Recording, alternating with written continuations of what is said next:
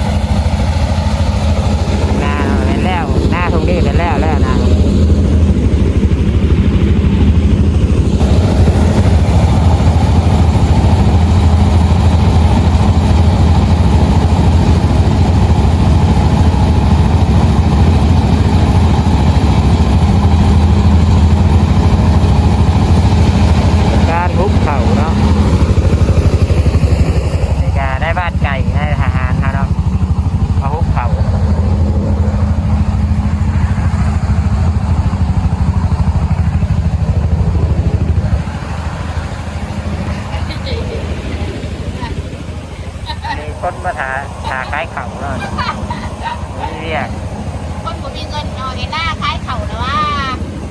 หน้าขายเข่าเบิดหน้าพวกไอ้ร้ายได้เข่าชิ้นปลายจอบว่าได้เข่า30-40เนาะได้เข่าปั่นเศร้านี่เนาะได้10ปลายสอบประมาณ10ปลาย17-18สอบนี่มึงน้องจ้า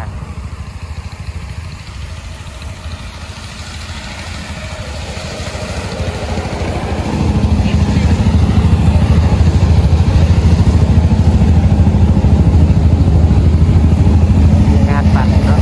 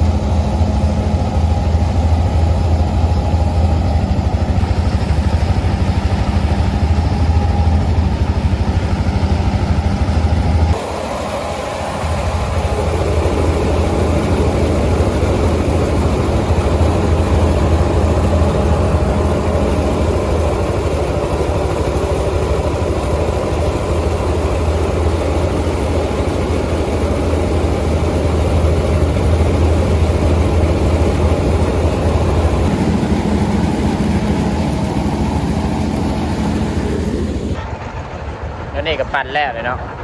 งานนี่แมนปีนี้ก็แมนสำเร็จกันแล้วได้เข่าประมาณนี้เนาะได้ค่า30 ปลายกระสอบไปดีนะแม่เข่าวันนี้เนาะทีมงานลายครับเข่าประมาณนี้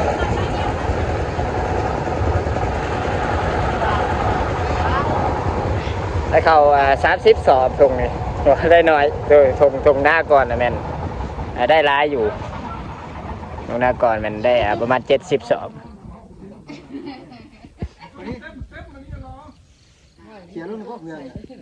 ช่วงนี้มันได้30 ปลายช่วงนี้ได้โบราณเนาะหัวเขาหน้าตัวนี้บวงามบได้ดำ เสือผ้าอยู่นะ